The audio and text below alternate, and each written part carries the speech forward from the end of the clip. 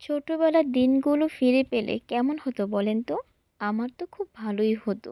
কারণ আমি খুব মিস করি ছোটবেলার দিনগুলো। যখন ছোট ছিলাম তখন শুধু বলতাম যে, "কবে ফাইনাল পরীক্ষা শেষ হবে? সবাই ফ্রি হবে, একসাথে বসে পিকনিক খেলার প্ল্যান করব।"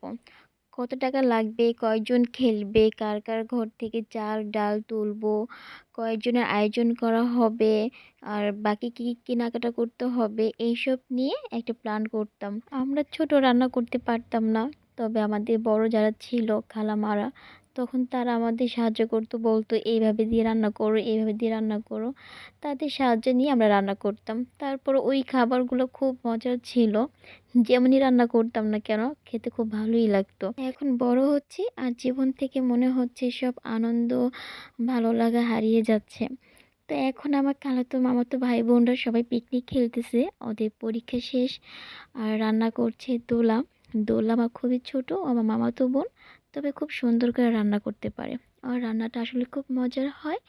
আমি বসে বসে ওর রান্না দেখতেছিলাম, যে প্রথমে তেল পেঁয়াজ দিয়ে খুব সুন্দর করে ভেজে নিল, তারপর হচ্ছে সব ধরনের মশলা দিল যা যা লাগে, দেওয়ার পর ভালো করে মাংসটা কষিয়ে নিল।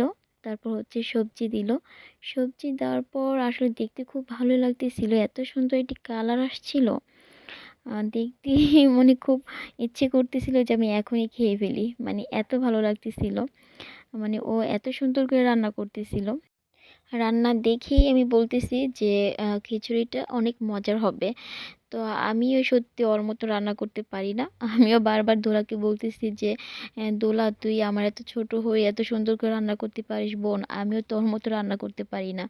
যাই হোক, রান্না শেষ, এখন সবাই চলে আসছে, একসাথে খাওয়া-দাওয়া করবে। তো যখন সবাই বসে একসাথে খাচ্ছি তখন পেছনের কথা বারবার মনে পড়ছে আর সবাইকে খুব মিস করছি। কারণ এখন আর সবাই একসাথে নেই, যার যার মতন সবাই ব্যস্ত হয়ে গেছে।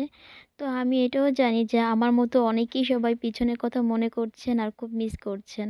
কারণ প্রতিটা মানুষের জীবনে ছোটবেলার কিছু না কিছু স্মৃতি আছে যা ভোলার মতো না।